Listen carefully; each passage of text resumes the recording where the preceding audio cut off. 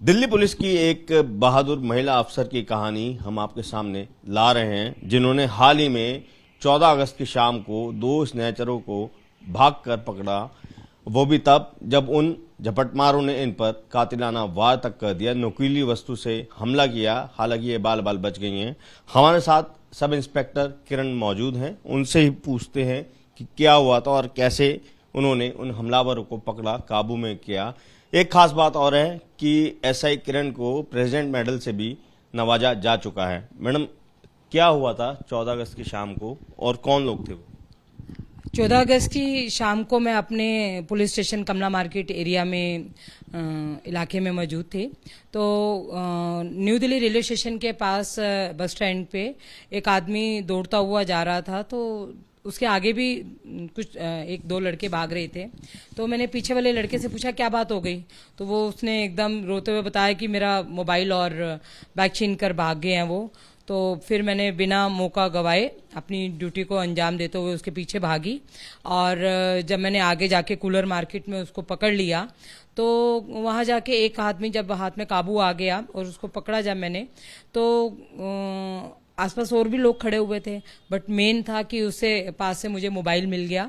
और मोबाइल जब मैं इसको पकड़ के पुलिस स्टेशन की तरफ लेकर जा रही थी तो वहां पे उसने मौका देकर मुझे धक्का देकर भागने की कोशिश की और वहां मैं गिर गई। तो मुझे भाग रहा था तो मैं उसके साथ ही घसीटती चली गई। तो मगर मैंने उसको छोड़ा नहीं उस समय, क्योंकि मेन मकसद यह है कि रंगे हाथ जब कोई अपराधी पकड़ा जाता है तो अगर मेरी किसी भूल के कारण या मेरी कोई लापरवाही कारण वो छूट जाता तो वो और आगे जाके अपराध करता। तो मैंने अपनी पूरी जोश के साथ उसको पकड़े रखा और उसको काबू किया और पकड़ लिया और पुलिस स्टेशन लेकर गई। और जो उसका शिकायतकर्ता आशीष पटेल का था, जो रिकवरी उसको करवाई और मुकदमा दर्ज हुआ। और पता चला कि उसके ऊपर पहले भी मुकदमे दर्ज थे। जिस समय वारदात हुई थी, आप बता रहे हैं आप पेट्रोलिंग पे थे, तो क्या आप अकेले ही मतलब उनका पीछा करने दौड़ी या और भी पुलिस स्टाफ आपके साथ? नहीं, मैं अकेली ही थी। और मेरे हिसाब से पुलिस ऑफिसर अकेला ही बहुत होता है और हमारी ऐसी ट्रेनिंग दी जाती है। और मैं तो खुद सेल्फ डिफेंस की ट्रेनिंग देती हूँ और उस समय मैं अकेली थी। और मुझे खुशी है कि मैं समाज के काम आ सकी। और बल्कि मुझे इस बात की भी खुशी है कि उस दिन हमारे इलाके में और भी स्नैचर पकड़े गए, क्योंकि जो पुलिस अपनी ड्यूटी कर रही थी। और सबसे खास बात यह है कि तेलंगाना की एक नाबालिग बच्ची को भी हमने उस दिन रेस्क्यू किया। और इसका मैं श्रेय देती हूँ अपने डीसीपी श्वेता चौहान मैम को, जो हमेशा हमें मोटिवेट करती रहती हैं। हमारे एसएचओ श्री सुरेंद्र दलाल जी, जिन्होंने हमेशा हमें ब्रीफ किया है कि जहाँ पे भी मौका मिले आप अपनी ड्यूटी करते हो तो इस तरह से मुतेजी से करें कि हम अपराध को कम कर सकें।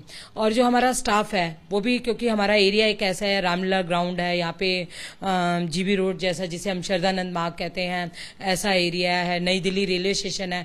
मोस्टली लोग यहाँ नई दिल्ली रेलवे स्टेशन पे जो अदर स्टेट से यहाँ पर आते हैं तो वो अपने आप को सेफ महसूस कर सके। हमारी पूरी पेट्रोलिंग वहाँ पे रहती है, टाइम टू टाइम वहाँ पे पिकेट्स लगती हैं, पुलिस पीसीआर घूमती हैं। और हमारे जो पुलिस कमिश्नर साहब हैं उनका भी यही मकसद है कि जहाँ पे भी समाज के लोग रह रहे हैं वो सेफ रहें। तो उनकी सेफ्टी को देखते हुए अगर हमें हमारी जान भी जाए तो मैं सोचती हूँ वो भी कम है। आपको ये भी बताना चाहेंगे कि एसआई किरण सेठी के नाम पर एक और कीर्तिमान भी स्थापित है। इन्होंने अकेले ही 8 लाख से ज्यादा महिलाओं को सेल्फ डिफेंस की ट्रेनिंग दी हुई है। और यही कारण भी है कि इन्होंने इतनी बहादुरी दिखाते हुए अकेले होने के बावजूद झपटमार को भी धर दबोचा है। मैम, आपने जो सेल्फ डिफेंस की ट्रेनिंग दी है वो कितना आंकड़ा पार कर चुका है और किन किन तरीके की लेडीज हों या छात्राएं हों लोगों को ट्रेनिंग दी? जी, मैं अपने दिल्ली पुलिस के माध्यम से 1988 से सेल्फ डिफेंस की ट्रेनिंग दे रही हूँ। मैंने अपने पुलिस कर्मियों को ट्रेनिंग दी है, उसमें लड़कियों और लड़कों दोनों को मैंने सेल्फ डिफेंस की ट्रेनिंग दी है। इसके अलावा मैंने स्कूल कॉलेजेस, जो छोटे स्कूल के मतलब क्लास के बच्चे हैं उनको, और स्लम एरिया जहाँ पे मतलब कि जो बच्चे ऐसे हैं कि कहीं पेमेंट देकर जैसे आप कोई शिक्षा नहीं ले सकते, तो ऐसी जगहों पे जहाँ क्राइम ज़्यादा होता है बच्चों पर और उनको हौसला अफजाई करने के लिए, उनको मोटिवेट करने के लिए, और वो उनको कभी ये ना सोचने के लिए कि आप कमज़ोर हैं। उन लड़कियों को जो लड़कियां घर पे कामकाजी महिलाएं होती हैं, जैसे घरेलू आप सहायक रख लेते हैं, तो होममेड, उनको मैंने सेल्फ डिफेंस की ट्रेनिंग दी। सीनियर सिटीजन को ट्रेनिंग दी।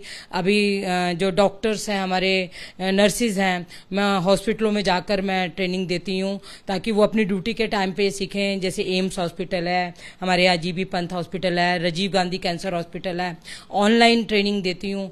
तो कोई भी ऐसा तबका जहाँ पे कोई छूटे नहीं। और सबसे खास बात यह है कि मैंने ब्लाइंड लड़कियों को सेल्फ डिफेंस की ट्रेनिंग दी, जो डेफ एंड डैम बच्चे हैं उनको सेल्फ डिफेंस ट्रेनिंग दी, और जो mental and physically and mentally retired बच्चे हैं उनको मैं सेल्फ डिफेंस की ट्रेनिंग दी। और उसका मकसद मेरा ये था कि जब मैंने ये सेल्फ डिफेंस की ट्रेनिंग देते हुए मैंने जब ब्लाइंड लड़की को बचाया था, तो मैंने महसूस किया कि हम जो लोग हैं, आम लोग हैं, अपनी मदद कर सकते हैं, मगर जो बच्चे देख नहीं सकते या जो लड़कियां देख नहीं सकती, तो अगर इनको कभी कोई मुसीबत पड़ जाए तो वो अपनी रक्षा कैसे करेंगी। तो मैंने उनको सेल्फ डिफेंस की ट्रेनिंग दी। तो मैंने महसूस किया, वो लड़कियां बताती हैं कि जब हमारा कोई हाथ पकड़ता है या हमें कमर से ये कंधे से पकड़ के सड़क पार कराता है तो हमारे प्राइवेट पार्ट को भी टच करता है। तो मैंने ये महसूस किया कि इन लड़कियों को जरूरत है। तो दिल्ली पुलिस के माध्यम से मैंने उनको भी सेल्फ डिफेंस की ट्रेनिंग दी। फिर मेरे में विचार आया, ये तो बोल देंगी कि हमें सेल्फ डिफेंस की ट्रेनिंग मतलब कि मेरे को इसने छेड़ा है, तो मगर वो बच्चे जो ना बोल सकते हैं ना सुन सकते हैं, उनको भी जरूरत है। तो हमने दिल्ली गेट के जो हमारे डेफ एंड डैम स्कूल है, मैंने वहाँ पे जाकर उनको सेल्फ डिफेंस की ट्रेनिंग दी। और यही नहीं, 1-2 हज़ारों लड़कियों को मैंने बैच वाइज मैंने इनको स्कूल में ट्रेनिंग देनी शुरू की।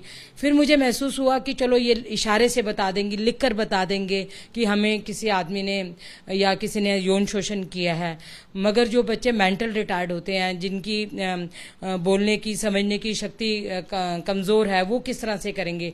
तब मैंने एयरफोर्स में स्पुरुतो पार्क में एक स्पेशल विंग बना हुआ है जहाँ पे मेंटल और फिजिकली रिटायर्ड बच्चे हैं, मैंने उनको जाकर सेल्फ डिफेंस की ट्रेनिंग दी। तो मुझे लगा कि जहाँ ऐसी ज़रूरत है वहाँ हर कोने में जाकर अपनी सेल्फ डिफेंस की ट्रेनिंग जरूर दें।